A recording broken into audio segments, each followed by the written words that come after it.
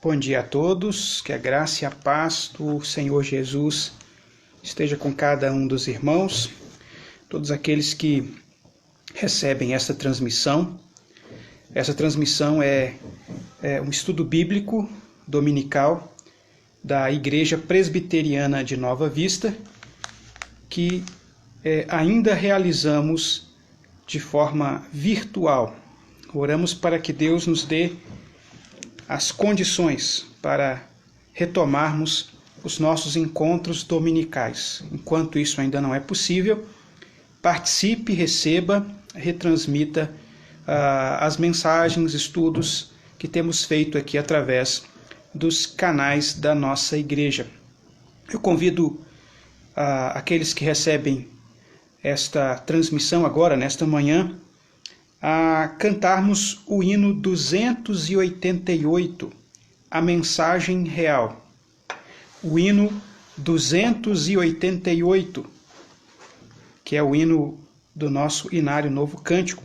Esse hino ele é muito pouco cantado nas igrejas. Creio eu que uma das razões é porque ele é um hino difícil de cantar.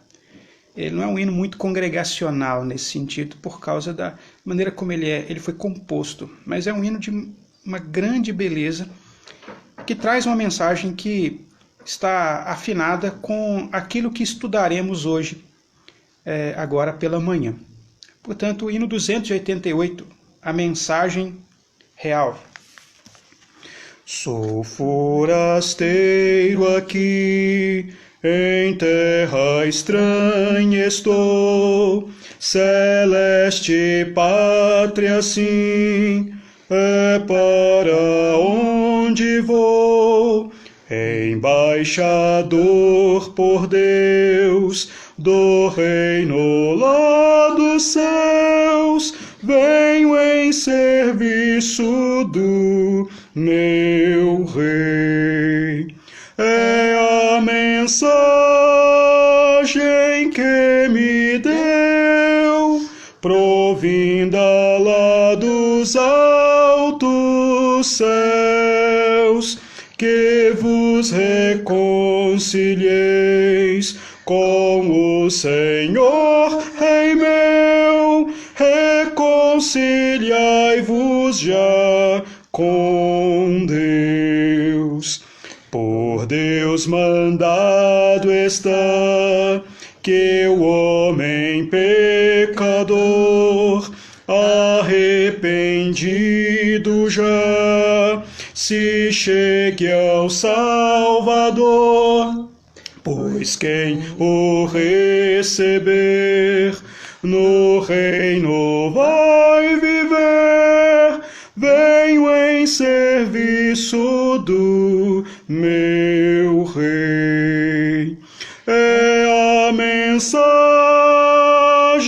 que me deu, provinda lá dos altos céus, que vos reconcilieis com o Senhor, Rei meu, reconciliai-vos já com Deus. Mais belo que um rosal, o lar celeste tem, a bênção imortal, o gozo eterno além. No céu tem galardão quem frui a redenção. Venho em serviço do meu Rei. É a mensagem que me deu, provinda lá dos altos céus, que vos reconcilieis com o Senhor, Rei meu, reconciliai-vos já com Deus. Amém. Vamos consagrar esse tempo ao Senhor em oração. Eu vou pedir para a Daniela fazer essa oração, que você também apresente-se em oração ao Senhor. Pai, muito obrigada, Senhor Deus, por esse dia. Obrigada, Pai, pelos cuidados do Senhor para conosco. Obrigada pela mensagem do Senhor que chegou ao nosso coração, Pai, e que nos convida e nos conclama todo o tempo a nos reconciliarmos com o Senhor. Deus, nesse dia eu peço para que o Senhor sonde o nosso coração. Como diz o salmista, vê se há em nós algum caminho mau e nos guie pelo caminho eterno.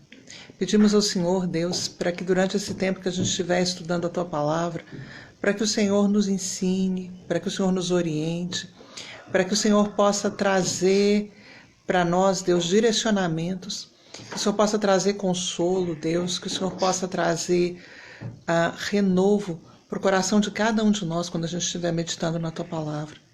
Obrigada, Pai, por esse dia, mais uma vez obrigada pela provisão constante do Senhor e obrigada porque o Senhor tem nos conservado como igreja, Pai. Embora estejamos longe uns dos outros, há um só Senhor que nos une. E obrigada porque a gente pode, como igreja, estar tendo esse momento de culto, tendo esse momento de comunhão uns com os outros, ainda que de forma virtual. Te agradecemos, Pai. Em nome de Jesus. Amém. Amém. O hino cantado agora, inicialmente, o hino 288, começa com a expressão: sou forasteiro aqui, em terra estranha estou, celeste pátria, sim, é para onde vou, embaixador por Deus, do reino lá dos céus, venho em serviço do meu rei. Essa primeira estrofe desse hino capta duas imagens bíblicas do que é ser igreja nesse mundo, né? Nós somos peregrinos e forasteiros, ou seja, essa não é a nossa terra definitiva, esse não é o nosso ponto de chegada, não é o nosso destino final. E a outra imagem é de que nós, enquanto estamos aqui peregrinando, caminhando por essa terra, nós somos representantes de um reino que haverá de se consumar. Por isso, a imagem do embaixador por Deus. Ou seja, um embaixador é alguém que está numa outra pátria, mas ele está representando a sua pátria de origem. E nós, como embaixadores de Deus, enquanto peregrinamos, nós representamos o reino de Deus aqui na terra. Eu coloquei no boletim dessa semana, saiu aí uma mensagem pastoral que tem este título, né? Peregrinos e Forasteiros, que tem como propósito apontar um pouco das razões pelas quais Deus, na sua providência, está permitindo que nós passemos por esse coronavírus. E esse tem sido o nosso estudo aqui pelas manhãs, acompanhando o texto, né, o livro do pastor John Piper, Coronavírus e Cristo. Nós estamos vendo, especialmente na segunda parte desse livro, as respostas que ele apresenta para a seguinte questão: o que Deus está fazendo através do coronavírus? O que Deus está fazendo através do coronavírus? Ele se propõe a dar 6 respostas bíblicas a essa pergunta. E nós chegamos hoje na última resposta, no último capítulo deste livro. O que Deus está fazendo através do coronavírus? O capítulo 11, que é o capítulo final, tirando uma conclusão, a conclusão de fato do livro é uma oração, e eu vou deixar para comentar essa oração no nosso momento de oração nessa próxima terça-feira. Mas o capítulo 11 tem como título Desprendendo as raízes para alcançar as nações. Desprendendo as raízes para alcançar as nações. Qual é a resposta que esse capítulo oferece a nós à pergunta: o que Deus está fazendo através do coronavírus? A resposta 6 é: através do coronavírus, Deus está desprendendo as raízes dos cristãos acomodados em todo o mundo, para libertá-los para algo novo e radical, e enviá-los com o Evangelho de Cristo aos povos não alcançados do mundo. Então, de certa forma, este coronavírus, essa pandemia, está servindo para nos desenraizar, arrancar as nossas raízes. O que ele quer dizer com desprender as raízes? É a ideia aí de uma acomodação. A imagem da planta aqui sendo usada com a ideia de algo que fica num lugar e fica estável e não sai dali. Fica ali presa, restrita a um determinado lugar, ambiente, a uma certa cultura, e por não fazer isso, não realiza a tarefa que Deus lhe confiou, que é não ficar localizada, mas expandir-se, ir além, ir adiante, na verdade, ir a todos os povos, como nós cantamos na figura de embaixadores de Deus, chamando todas as nações a se reconciliarem com o Senhor, porque está mandado que o homem pecador se arrependa do seu pecado e se reconcilie com Deus por meio de Jesus Cristo. Então, a tarefa da igreja é fazer esta proclamação. Portanto, na natureza mesmo da igreja está a ideia das missões, de ser uma igreja missionária. Não existe, de fato, igreja que não é missionária. A igreja que não é missionária não é igreja, porque não está cumprindo o chamado básico do Senhor. E um dos grandes empecilhos da obra missionária não é geralmente a falta de dinheiro, falta de recursos, falta de treinamento. Esses não são os piores empecilhos, são problemas que temos que enfrentar e buscar sabedoria e capacitação do alto para superá-las. Mas o principal problema da igreja nunca foi isso. O principal problema da igreja no seu envolvimento missionário é a acomodação. É de fato essa imagem criada aqui por Piper. É esse enraizamento que faz com que nós nos acomodemos. E esse não é um problema dos nossos dias. Não é um problema de hoje. É, na verdade, um problema que a igreja sempre enfrentou. Ela sempre teve essa tentação. Ela sempre sentiu-se tentada a ceder a essa acomodação. E é sobre isso que eu quero conversar com os irmãos, à luz do que o John Piper traz nesse capítulo, que é bastante breve, bastante resumido aos irmãos. E eu farei isso a partir do que o próprio autor faz, que é chamar a atenção para as primeiras experiências da igreja, do surgimento da igreja, do seu trabalho missionário, que nós encontramos no livro de Atos dos Apóstolos. Portanto, abra comigo a sua Bíblia lá, no livro de Atos dos Apóstolos, lá no capítulo 1. Atos dos Apóstolos, capítulo 1.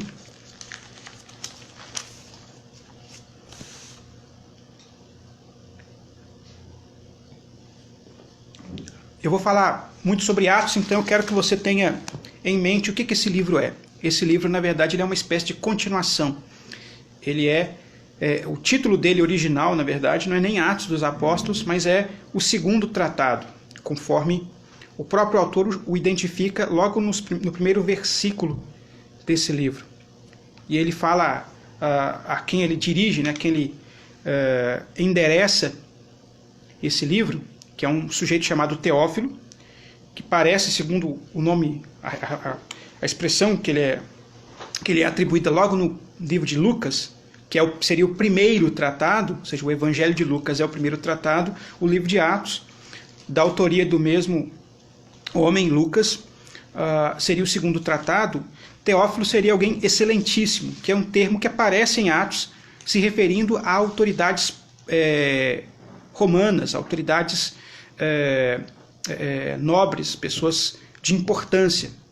Então, ao que tudo indica, nós não conhecemos, não temos outra referência a esse Teófilo, fora o livro de Lucas, o Evangelho de Lucas e o livro de Atos. Ao que tudo indica, era um nobre, convertido à fé cristã, e que a quem Lucas dedica essa obra para que ele tivesse certeza da ordem dos fatos. Mas o que Lucas faz não é tão somente fazer um relato da vida de Jesus, do ministério de Jesus e depois do desempenho da igreja. Toda a obra de Lucas, tanto o Evangelho quanto Atos, são obras que têm como intenção fazer o Evangelho progredir. Então ele está endereçando essa autoridade não apenas para que um indivíduo, Teófilo, se beneficiasse desse conhecimento, mas para que ele fosse alguém ativamente participante dessa obra, do progresso do Evangelho. São, na verdade, textos que convocam todos os crentes, com tudo que têm, com seus recursos, onde quer que estejam, a partir de onde estão, na cultura em que estão, a continuarem anunciando o Evangelho de Jesus Cristo. Então são textos que pretendem colocar a igreja a progredir, a avançar. Em Atos 1, nós encontramos Jesus, nos versículos iniciais, tendo a última conversa dele com seus discípulos originais, com seus apóstolos, antes do evento da Ascensão.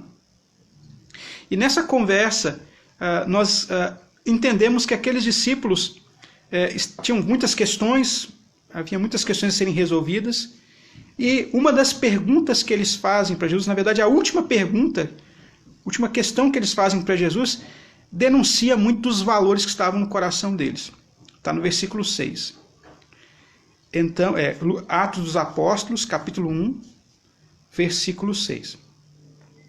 Então os que estavam reunidos lhe perguntaram: Senhor, será este o tempo em que restaures o reino a Israel? O que eles estão querendo com essa pergunta? Eles querem saber assim: Senhor, aquelas promessas lá que a gente leu lá nos profetas do Antigo Testamento, de que Deus ia restaurar o reino de Israel, ia tornar Israel um reino glorioso para as nações e tal. É agora? É agora que vai acontecer? Então o coração deles estava pegado nessas promessas, conforme eles as interpretaram. Acontece que Jesus, mesmo durante o seu ministério, antes da cruz, Jesus muitas vezes corrigiu certos mal-entendidos que aconteciam dessa perspectiva. Que o propósito de Deus nunca foi fazer de Israel um reino para si mesmo, mas fazer de Israel, os descendentes de Abraão, dos patriarcas, fazer desse povo uma luz que chamasse todos os povos para esse Deus, especialmente com a chegada do Messias. Então, o reino de Israel era o ambiente historicamente criado e dirigido pela providência do Senhor para a chegada do Messias e para chamar as nações a esse reino, e não para ser um reino voltado para si mesmo.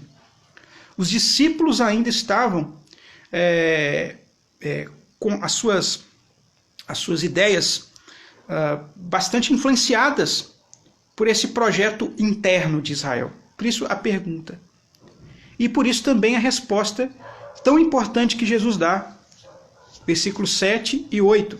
Respondeu-lhes: não vos compete conhecer tempos ou épocas que o Pai reservou pela sua exclusiva autoridade. Eles estavam preocupados com tempos, com épocas. Seria como hoje em dia alguém que está lá assim: será que aconteceu um desastre? Será que Jesus vai voltar amanhã? Será que ele vai voltar tal dia e tal? E a resposta de Jesus aqui para os discípulos é válida para nós também nesse sentido. Não preocupa com isso. Dias e épocas não é da preocupação de vocês. E é interessante pensar que boa parte das seitas que surgiram do meio cristão são seitas muito preocupadas com essas questões de datas, épocas, quando é que tal coisa vai acontecer, tentar definir. E Jesus diz de cara: não preocupem com isso, não compete a vocês pensar nisso. Ou seja, o foco não é esse, a atenção não deve ser dirigida para isso. Então, ora, onde deve estar o foco da igreja? Se o nosso foco não é com datas, com realizações de determinadas profecias, onde é que tem que estar o foco de Jesus? Tem que estar aqui, no versículo 8. Diz o versículo 8. Mas recebereis poder ao descer sobre vós o Espírito Santo, e sereis minhas testemunhas, tanto em Jerusalém, como em toda a Judéia e Samaria e até aos confins da terra. Nesse versículo, nessa fala, Jesus está definindo onde deve estar o foco da igreja. Não deve estar, como eu já falei, nas datas, nas ocasiões, mas em outra instância. Alguém pode ler esse versículo, e também eu acho que isso, eu pelo menos penso que isso é um erro, e dizer assim, então o foco tem que estar no poder. Poder é a palavra-chave aqui desse texto, poder do Espírito Santo. Eu vou dizer que não. Eu pelo menos não concordo. Não acho que o foco aqui está no poder do Espírito Santo. É um item fundamental, claro, importantíssimo. Mas o foco não está nesse. Tem uma outra palavra aqui que eu creio que ela é, de fato, o foco de Jesus para nós. Sereis minhas testemunhas.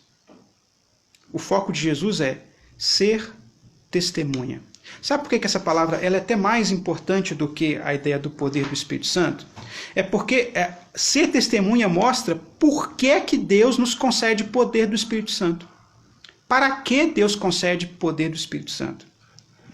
Eu me lembro que há um tempo atrás um pastor estava contando que, alguns anos atrás, né, que ele pegou o filho dele orando no quarto, dizendo assim, Senhor, me dá mais poder. Me dá mais poder, Senhor. O filho dele orando, pequeno, né? A criança. Né? E o pai ficou todo entusiasmado. Não, meu filho pequeno já pedindo poder de Deus. Que coisa, que benção. Aí depois ele foi ver lá que o filho estava pedindo poder no videogame. Tinha um joguinho lá que precisava de mais poder para ele poder passar uma fase. Aí Deus, me dá mais poder, me dá mais poder. Então ele quer poder para poder passar de uma fase do joguinho para outra. Então, mostra assim que às vezes nós podemos estar pedindo poder, mas poder para quê? Por que você quer poder? Seria como alguém dizer assim, Deus, me dá mais dinheiro. Você quer mais dinheiro para quê? A questão não é se dinheiro é bom, se é ruim, a questão não é essa, mas o que você vai fazer com isso? Se Deus te der, você vai fazer para quê? Você vai fazer para você mesmo, para a sua glória? Ou você vai fazer para a glória de Deus? Então o foco aqui não é exatamente o poder do Espírito Santo. O poder do Espírito Santo é a capacitação que Deus nos dá para cumprir a missão. O foco está na missão, e a missão é ser testemunha. E outro elemento que é fundamental ligado à ideia da testemunha é de que ser testemunha para quem? A quem nós temos que testemunhar? Lembrando que ser testemunha é falar o que Jesus fez, né? Ser testemunha significa Jesus é o verbo que se fez carne, ele fez tudo que fez, ele cumpriu toda a lei, ele morreu na cruz, e todo aquele que se arrepende do seu pecado e confessa e recebe a Cristo tem a vida eterna. É testemunhar o Evangelho, testemunhar o que Jesus realizou. E nós só podemos fazer isso de fato no poder do Espírito Santo, na capacitação que vem do Espírito Santo. E a quem nós devemos testemunhar? Talvez os discípulos, se Jesus tivesse parado sua palavra nesse texto, né? Recebereis poder ao descer sobre vós o Espírito Santo, sereis minhas testemunhas. Eles pensariam, então, vamos ser testemunha para Israel. Nós perguntamos para Jesus quando é que Jesus vai restaurar Israel, não é? Então vamos testemunhar para o nosso povo, para a nossa nação. Eu disse, não. Vocês serão minhas testemunhas tanto em Jerusalém, como em toda a Judéia, Samaria e até os confins da terra. Ou seja, para todos os povos. Começando de onde estavam, é o ponto de partida, mas expandindo-se, alcançando as regiões ao derredor, chegando numa nação concorrente, que é a Samaria.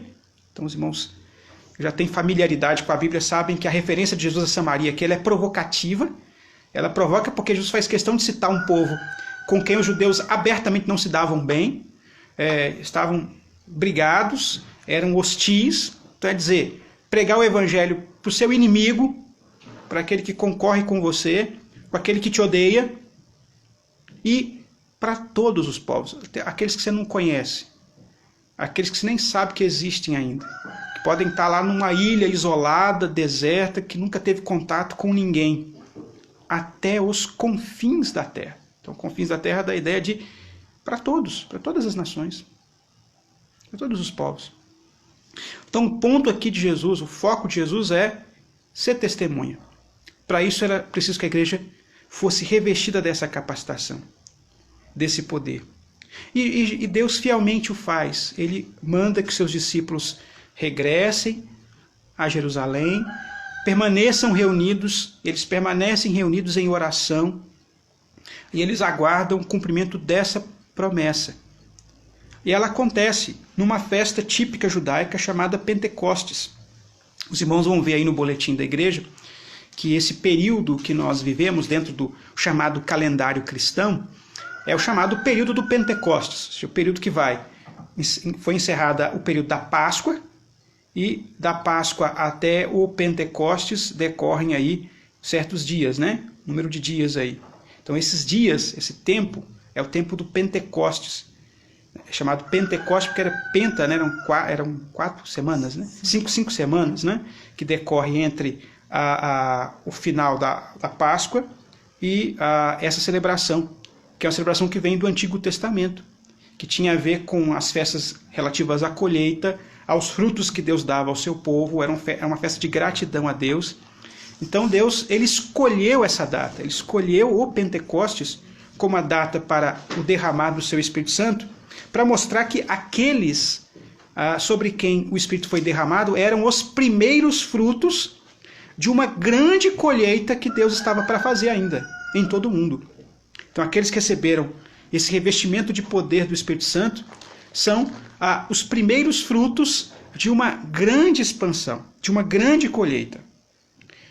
No capítulo 2, a gente vai encontrar a igreja, né, recebendo aí, né, como associada a esse poder, manifestações extraordinárias de Deus, que tinham como propósito glorificar o Senhor. Uma dessas manifestações foi que eles falaram em outras línguas. Isso no ambiente onde pessoas, judeus do mundo inteiro, que falavam outras línguas, estavam ali reunidos e puderam entendê-los glorificando a Deus. Não era um fenômeno não compreensível. Eles entendiam as palavras, sabiam que estavam glorificando a Deus, mas não entendiam o que estava causando aquilo. Alguns achavam que devem estar embriagados, devem estar fora de si, povo doido. E Pedro então toma a palavra a partir do versículo 14 e prega uma mensagem mostrando Cristo, mostrando primeiro que aquela manifestação do Espírito Santo cumpria a profecia do Antigo Testamento, cumpria o que Joel falou, que Deus derramaria do seu Espírito sobre toda a carne. Ou seja, os ungidos de Deus, né, os revestidos do poder de Deus, não seriam apenas indivíduos isolados, mas o seu povo, a sua igreja. Então eles foram revestidos desse poder, foram impulsionados por esse poder em cumprimento a uma profecia específica do Senhor encontrado no livro de Joel. E a partir disso, o foco de Pedro, né, em toda essa mensagem não é ao Espírito Santo. É sempre importante lembrar que o Espírito Santo ela é a figura da Trindade que funciona como uma espécie de holofote, né, usando as palavras de um teólogo chamado J.I. Packer. Né? O Espírito Santo ele tem como função apontar, direcionar a nossa atenção para Cristo, para a cruz, para a obra do Evangelho, para a mensagem, e não para si mesmo. Portanto, o Espírito Santo, usando Pedro com muita autoridade, ele cheio do Espírito Santo, o que ele prega é a mensagem do Evangelho. E diante daquela mensagem, uma mensagem dura, que ele fala de pecado, ele fala da culpa daqueles que estavam ali pela morte de Cristo. E diante daquilo eles perguntam, o que eu devo fazer? O que nós devemos fazer? E Pedro diz, arrependei-vos, diz o versículo 38, e cada um de vós seja batizado em nome do Senhor Jesus, para a remissão dos vossos pecados, e recebereis o Espírito Santo. Então, Pedro chama as pessoas ao arrependimento, a serem batizadas, a serem revestidas do Espírito Santo de Deus, como eles inicialmente o foram, e assim ser parte da igreja. E ali começa então aqueles primeiros frutos que foram colhidos. 3.000 pessoas foram batizadas, cerca de 3.000 pessoas foram batizadas naquele dia e agregaram-se à igreja. Então nós pensamos, que início maravilhoso, que início glorioso, né? Cheio de poder, cheio da ação de Deus. Agora é importante perceber que esse início enfrentou choques, resistências, que ao longo do livro de Atos vão sendo resistências crescentes. Eles vão cada vez mais ampliando a resistência. Essa resistência vai sendo ampliada e vai ganhando dimensões novas. São tipos diferentes de resistência. Existem resistências internas e externas. As externas geralmente são as perseguições, são os ataques dos poderes. Mas eu não quero falar tanto das resistências externas. Eu quero focar aqui nas resistências internas, que é a que nos interessam aqui, quanto à resposta que foi dada a respeito do coronavírus, né? Porque são essas resistências internas que a igreja tinha, que provocaram neles essa tendência do enraizamento, de ficarem enraizadas, de ficarem acomodadas.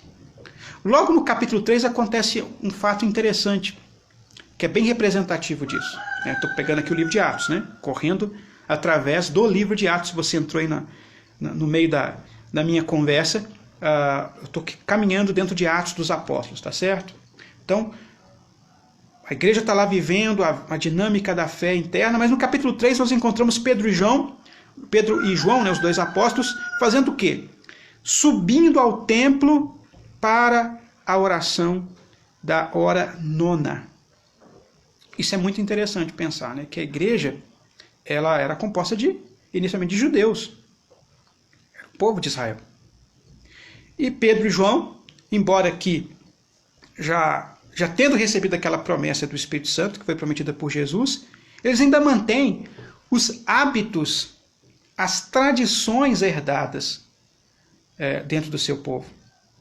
E uma dessas tradições era frequentar o templo em determinadas horas específicas de oração. Que tinha lá a oração da hora nona, né? Às 3 horas da tarde, aproximadamente, um momento lá que era separado para a oração. E ele vai até eles vão até aquele lugar para orar, no templo. Aí acontece um incidente que muda a rotina. Era para ser só uma hora de oração, como tantas outras, mas naquele momento aparece no caminho deles um homem aleijado que pediu a eles esmola. E aquilo não era algo, ao que tudo indica, não era algo programado. Pedro e João não foram lá para se encontrar com esse homem especificamente. Eles foram lá para participar da oração da hora nona. Mas quando chegam lá e encontram esse homem aleijado, diz lá o texto que Pedro olhou, né, e ele estava esperando que recebesse, o aleijado, esperando que recebesse algum dinheiro. Ele olhou fixamente, dizendo assim, olha para nós. Né? E Pedro diz no versículo 6, não possuo nem prata, nem ouro, mas o que tenho, isso te dou. Em nome de Jesus Cristo, o Nazareno, anda. Então lembra que eu falei lá no começo que dinheiro nunca foi problema, de fato o grande problema da obra missionária? Porque Pedro diz, não tem prata e ouro. Quer dizer, nós estamos fazendo essa obra aqui sem dinheiro. Nós não temos. Mas em nome de Jesus de Nazaré, o Nazareno, levanta e anda. E ali se manifestou um milagre extraordinário. Esse homem não era um homem que tinha fé. Não era como outros casos de homens como lá o cego dos evangelhos, né? Que grita atrás de Jesus. Grita a Jesus, Jesus, filho de Davi, tem misericórdia de mim. Era alguém que estava pedindo esmola e naquele momento Pedro sentiu, como uma indicação ali do Espírito Santo, que ele deveria curar aquele homem, que aquele homem seria curado ali. E aquilo seria um testemunho. Ou seja, quem desembaraça, quem desarranja a agenda dos discípulos é o Espírito Santo. O Espírito Santo está atuando ali naquele momento e soberanamente muda a programação. A programação é ir para uma hora de oração, ia lá, orava e voltava para casa tranquilamente. Mas o Espírito Santo naquele momento diz, não, eu quero mudar a agenda. E faz questão de fazer isso no templo, na porta do templo, mudando a situação daquele homem que estava ali provavelmente a vida inteira mendigando. E com isso aquele homem, não vou entrar todo o contexto aqui, mas aquele homem entra lá, dá glória a Deus, a partir daquela transformação, daquela cura, Pedro prega outro sermão ali dentro, falando da ressurreição de Jesus. Pedro e João são detidos, são interrogados pelo Sinédrio, são ameaçados, mas eles saem de lá com aquela convicção, não, nós não podemos deixar de falar das coisas que Deus nos ordenou falar. Nós temos que ser testemunhas.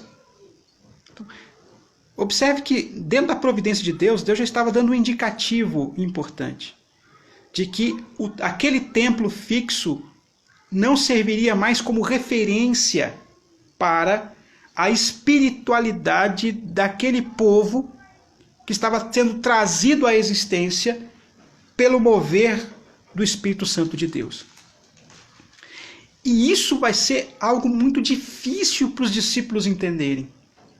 Eles têm uma grande... Os primeiros discípulos, né? Os apóstolos, mesmo os apóstolos, a igreja inicial. Porque eles tinham um apego muito grande àquela instituição. E Jesus já havia falado para eles, antes da crucificação, quando alguns admiravam aquele templo, diziam, olha que templo, olha que pedras, olha que construção. E Jesus fala assim, não vai ficar pedra sobre pedra disso aqui, vai ser tudo arrasado. E Jesus não fala isso para dizer assim, tá vendo, ó, destruiu, mas vamos reconstruir. Não, já cumpriu a sua finalidade. O templo, de fato, o verdadeiro templo do Senhor é Jesus. Jesus é o tabernáculo de Deus entre nós. Ele é o Emanuel, Deus conosco. Se aquele templo ali significava Deus no meio do seu povo, aquele símbolo apontava para a realidade que seria Cristo entre nós. E uma vez que Cristo já esteve entre nós, morreu e ressuscitou, aquele templo não tinha mais finalidade. Já havia cumprida a sua missão. Mas os discípulos mesmo tiveram muita dificuldade de aceitar isso. Você vê, Pedro e João ainda praticavam a oração da hora nona. Eles iam lá, se reuniam naquele templo. Pouco depois, você vai encontrar aqui na história de Atos, né? Depois que eles são libertos e tal, a igreja continua. Um evento que foi um dos eventos mais significativos de Atos, que está lá em Atos capítulo 7. No capítulo 6, na verdade, antes, nós encontramos um sujeito importante chamado Estevão, que foi eleito para ajudar a igreja numa dificuldade que estava tendo ali, da distribuição dos recursos para a assistência das viúvas. Era alguém que foi chamado e foi demonstrado aqui em Atos que era um homem cheio do Espírito Santo.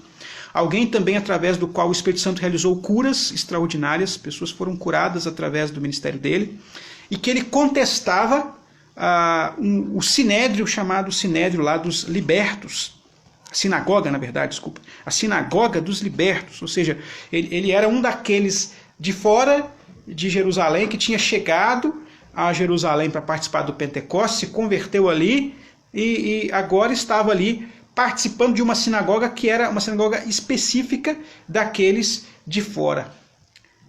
E no debate ele ganhava de todos, e aquilo causou tanto mal-estar que ele foi preso, foi levado ao Sinédrio, agora sim o Sinédrio, e lá no Sinédrio ele foi acusado de blasfêmia contra Deus e de blasfemar contra, aí diz o versículo 13, né? Atos capítulo 6, versículo 13, de agir contra o templo, versículo 13, a partir do versículo 13. Apresentaram testemunhas falsas que depuseram, este homem não cessa de falar contra o lugar santo e contra a lei, porque o temos ouvido dizer que esse Jesus, o Nazareno, destruirá este lugar e mudará os costumes que Moisés nos deu. Ou seja, a acusação que Estevão sofre é praticamente a mesma que foi levantada contra o próprio Senhor Jesus. Jesus no Sinédrio foi acusado inicialmente disso, né? Ouvimos ele falar que ele vai destruir o templo e vai reconstruí-lo em 3 dias. De certa forma, Jesus falou isso mesmo, né? Mas referia-se ao templo do seu corpo, como diz lá o Evangelho de João. Aqui Estevão está sendo acusado basicamente da mesma coisa, né? de ser contra o templo. E aí, todo o capítulo 7 de Atos vai ser o sermão de Estevão. Algumas Bíblias, é o caso da minha, fala da defesa de Estevão. Mas se você for ler de fato o que Estevão falou, na verdade ele não estava bem se defendendo. Não era exatamente uma defesa. Ele estava cumprindo aquilo que está lá em Atos capítulo 1, versículo 8. Sereis minhas testemunhas. O que Estevão está preocupado em fazer aqui não é exatamente defender. Dizer, não foi bem isso que eu falei. Né? As testemunhas são falsas. O que ele defende, na verdade, é o testemunho de Jesus. e como é que Jesus, ele cumpre o que está na palavra. E como é que aqueles que o acusavam, que na verdade que eram os que estavam errados. Ele vai citar vários exemplos ao longo do seu discurso de indivíduos dentro do chamado povo de Deus que foram rebeldes a Deus, que foram opositores a Deus, embora fazendo parte do povo de Deus. E Estevão vai associar aquele sinédrio a essas figuras do povo de Israel que foram rebeldes, que se opuseram ao plano de Deus. O que Estevão vai mostrar aqui no seu discurso é que ter o templo, guardar aquela instituição, não garantia que aquelas pessoas eram pessoas santas diante de Deus, eram pessoas reconhecidas diante de Deus. O que Estevão quis dizer com seu discurso é que mesmo vocês mantendo esse templo funcionando, vocês são inimigos de Deus, porque vocês não receberam aquilo que dá o sentido ao templo, que é o próprio Senhor Jesus. E por causa desse discurso, Estevão foi alvo de um ataque covarde. Ele foi levado para fora da cidade, diz aí o final do capítulo 7, foi apedrejado. Mas enquanto ele era apedrejado, ele orava a Deus. E uma das suas orações era que Deus não imputasse, a última palavra, na verdade, de Estevão, né, no versículo 60, é que não fosse imputado esse crime àqueles que o apedrejavam. Ele pediu, ele intercedeu em favor dos seus inimigos. E com essas palavras ele faleceu. As últimas palavras de Estevão. E curiosamente o início do capítulo 8 aponta para uma figura que vai ser fundamental também na história de Atos, que é a figura de Saulo. Então, o que essa história é importante? Não é apenas importante para relatar o primeiro mártir da fé cristã, mas para mostrar uma das figuras que entendeu a necessidade de sair dessa raiz, de romper com essa acomodação ao templo. Então Estevão não estava sendo desrespeitoso necessariamente àquele templo, àquela instituição. A questão dele não era essa, a questão dele é mostrar o sentido daquilo. Ele entendeu de forma privilegiada qual é o sentido do templo. Ele entendeu que aquele templo só tinha sentido se fosse entendido em associação a Jesus Cristo. E que as pessoas se acomodam, elas se voltam com muita facilidade para aquelas formas institucionais que adquirem uma simbologia e uma aura litúrgica que envolve aquelas pessoas. Eu li ano passado um livro do J.K. Smith, né? Você é aquilo que adora, que fala muito sobre isso, né? O poder que os hábitos têm sobre a nossa vida. Essa cultura aqui é uma cultura que foi habituada, né? Foi construída a partir desses hábitos religiosos que os levavam a olhar para aquele templo com grande devoção e atribuir uma grande importância para aquele templo, mas sem entender a finalidade daquilo. E a partir desse evento aqui, onde há o primeiro indivíduo que, dentro da fé cristã, que com seu testemunho dá a sua vida, nós encontramos agora uma grande perseguição. Aí vem a perseguição que assola a igreja. Aí nós podemos pensar, bom, então agora a perseguição vai impedir a igreja de cumprir a missão. A perseguição que vai se realizar contra a igreja vai impedir a igreja de crescer. Aconteceu justamente o contrário, curiosamente. A igreja começa a ser perseguida, começa a se dispersar, e para os povos que Deus falou que a igreja deveria ir, e a igreja começa então a comunicar esse evangelho, primeiramente para os samaritanos, como Jesus já havia falado lá em Atos 1:8. Recebereis poder ao descer sobre vós o Espírito Santo, sereis minhas testemunhas em Jerusalém, Samaria e até os confins da terra. Então aqui a Samaria começa a ser alcançada através de um outro indivíduo que também não era apóstolo, mas estava na mesma categoria de Estevão, era alguém também cheio do Espírito Santo, escolhido também para ajudar a igreja a resolver certos problemas internos, mas que agora, devido à perseguição, ele vai para as regiões da Samaria, ele prega o evangelho, ali há muitas conversões, há batismos, a igreja cresce na Samaria, no poder do Espírito Santo de Deus. É a igreja sendo testemunha. Então, às vezes os problemas que se levantam e aparentemente vão impedir a igreja de expandir são justamente os eventos que fazem a igreja cumprir a sua missão, porque há um rompimento com uma estrutura que era pesada, era uma estrutura que prendia, né, que segurava a igreja. A igreja estava muito preocupada em estar perto do templo, tá? À volta do templo, para ir para fazer as orações da hora nona, para poder participar da liturgia daquele ambiente. E Deus está falando, não, isso aqui já cumpriu a função, é para ir para fora. Então nós temos essa tendência. Aqueles que vieram das nações no dia do Pentecostes, receberam aquela grande bênção de Deus ali naquele dia, tenderam a ficar ali. Eles permaneceram. Podiam ter regressado para suas terras, regressado para suas regiões e ali pregado o evangelho, mas mantiveram-se ali. E uma das razões era o apego àquela estrutura religiosa que já havia cumprido a sua função. Então Deus usa essa perseguição para isso. E o John Piper, no seu livro, ele insiste muito nesse ponto, de que talvez a nossa leitura do coronavírus seja uma leitura negativa, dizendo assim, mas veja bem, olha quantos problemas está causando para a missão, olha o dólar, né, o dólar a quanto chegou, né, a quanto tem chegado, a cotação do dólar. Isso, do ponto de vista da organização das agências missionárias, é um grande problema. Por que é um grande problema? Porque quando se envia um missionário, você planeja o sustento desse missionário e esse planejamento é todo feito em dólar, porque é como feito para qualquer ação fora do país, né? Você não pensa em real, você planeja em dólar. Esse missionário atuando em tal lugar vai ter um custo de tantos dólares, mas você pensa dólar pensando que essa cotação vai manter-se mais ou menos estável inicialmente, ela não vai ter grandes oscilações, você calcula uma média, né? Então há um planejamento para isso ser feito. E não há nada de errado em planejar. Planejamento é algo que Deus nos dá. Deus nos manda usar a nossa razão, a nossa mente, também da melhor maneira possível para o seu reino. Mas nós não temos como planejar e como prever todos os acontecimentos.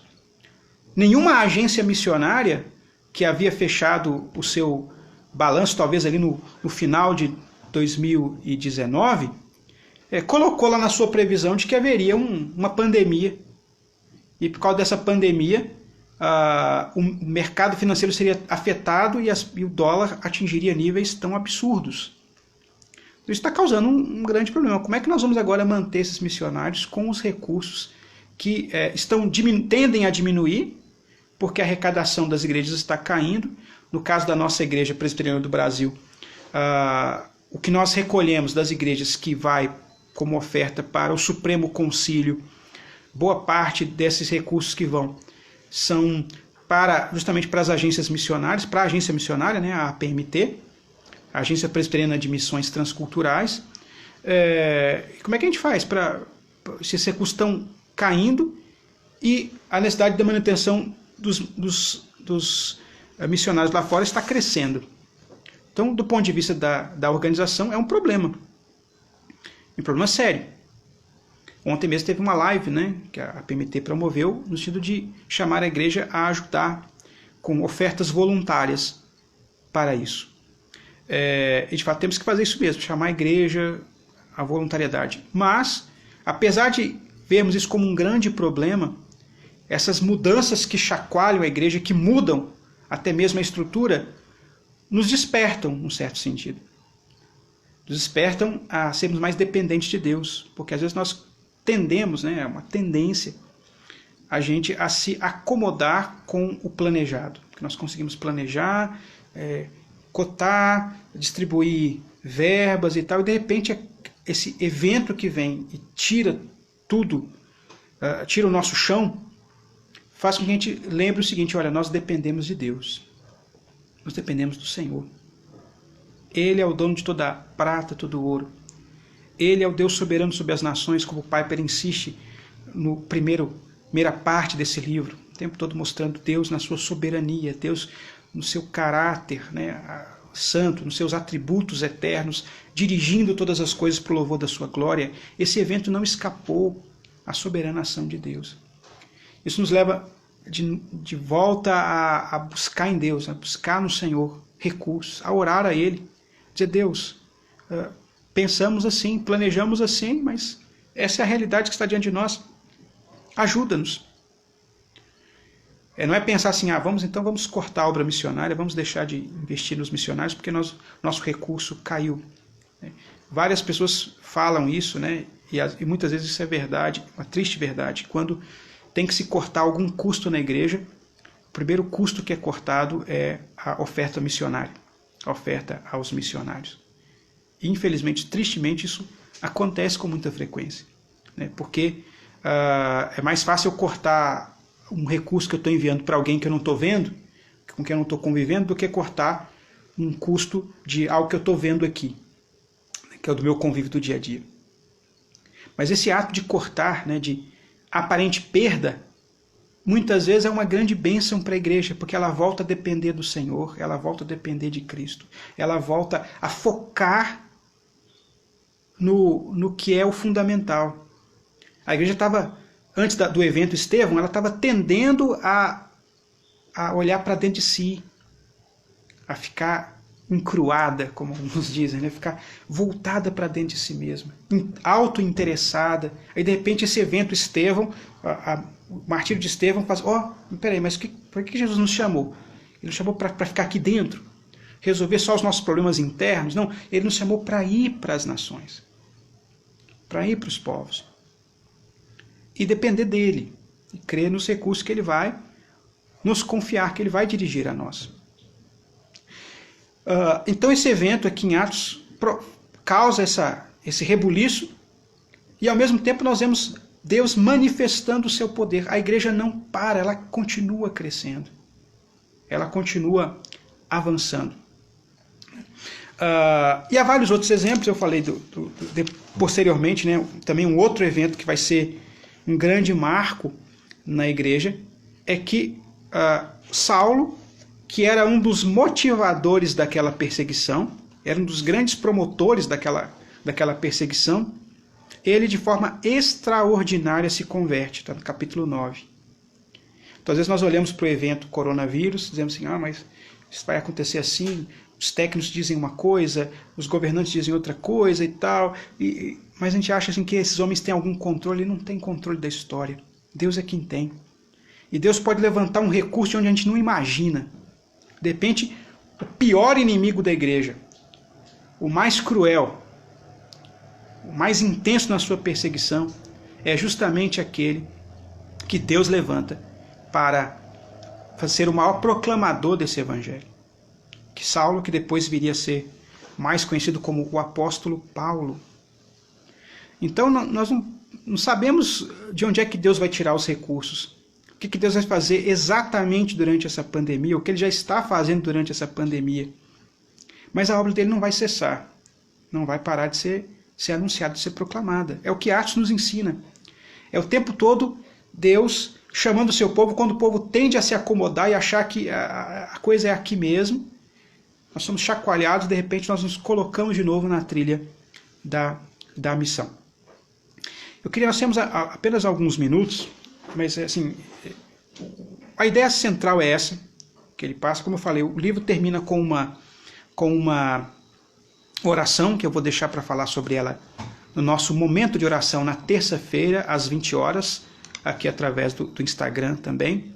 Mas eu queria pegar aqui o meu texto do John Piper. Há uma história que ele conta aqui, que ele nos lembra,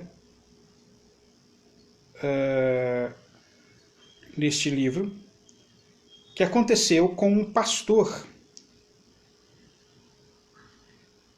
Deixa eu só abrir aqui no meu... Ele conta uma história que ajuda a gente a pensar nessa ação de Deus no meio da pandemia. Acho que vai dar tempo ali, uns 6 minutos. Eu vou ler essa história de um pastor da Bulgária.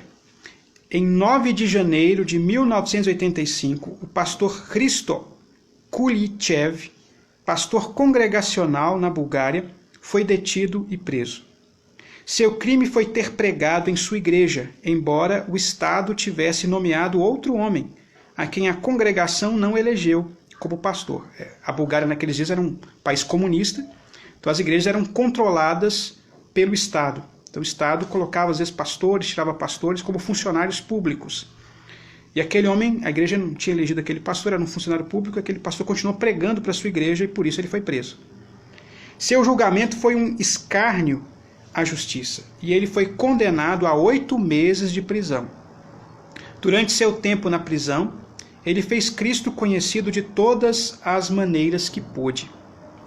Quando saiu da prisão, ele escreveu: tanto prisioneiros quanto carcereiros fizeram muitas perguntas, e por fim, acabou que tivemos um ministério mais frutífero lá do que esperaríamos na igreja. Deus foi mais bem servido por nossa presença na prisão do que se estivéssemos livres. Então, esse é o testemunho desse irmão, que momento assim, mas o pastor foi tirado da igreja, foi mandado para a prisão, então agora o evangelho acabou. Ele falou, olha, o ministério foi mais rico lá na prisão do que seria se eu estivesse na igreja. Então não entendemos os caminhos de Deus.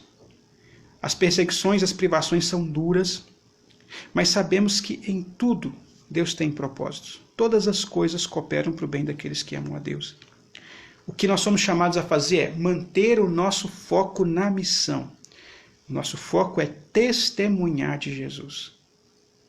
E Deus nos dará os recursos, a capacitação, porque Ele prometeu dar o seu Espírito, dar-nos o poder do seu Espírito para fazermos isso. É no poder do Espírito Santo que nós cumpriremos a missão.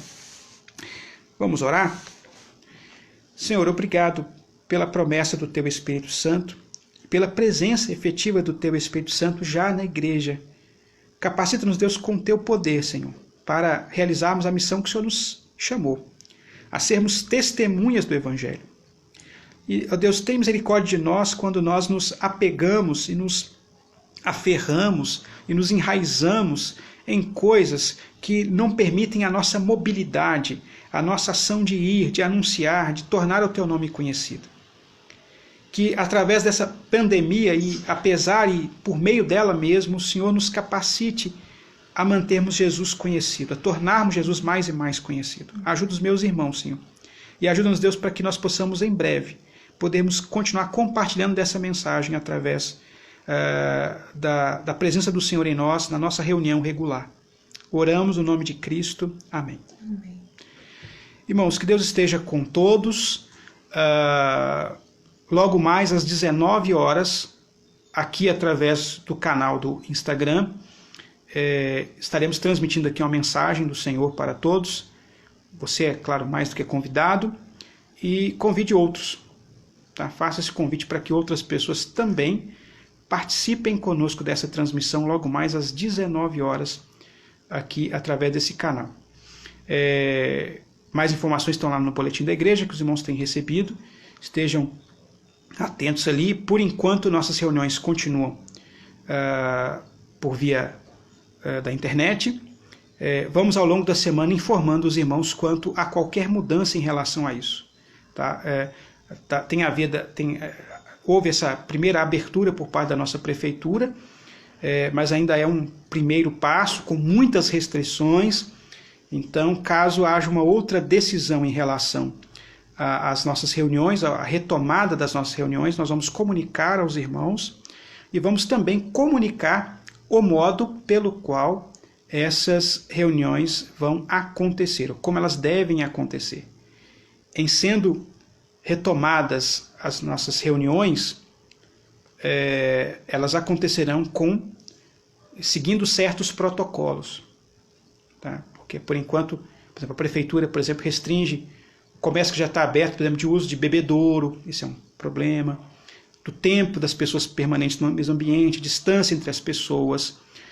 Então, assim que retomarmos, nós vamos retomar com essas cautelas e vamos dar todas as orientações necessárias para isso, tá? Então, Deus abençoe os irmãos, um bom domingo, que a graça e a paz esteja com os irmãos até logo mais, querendo Deus. Amém.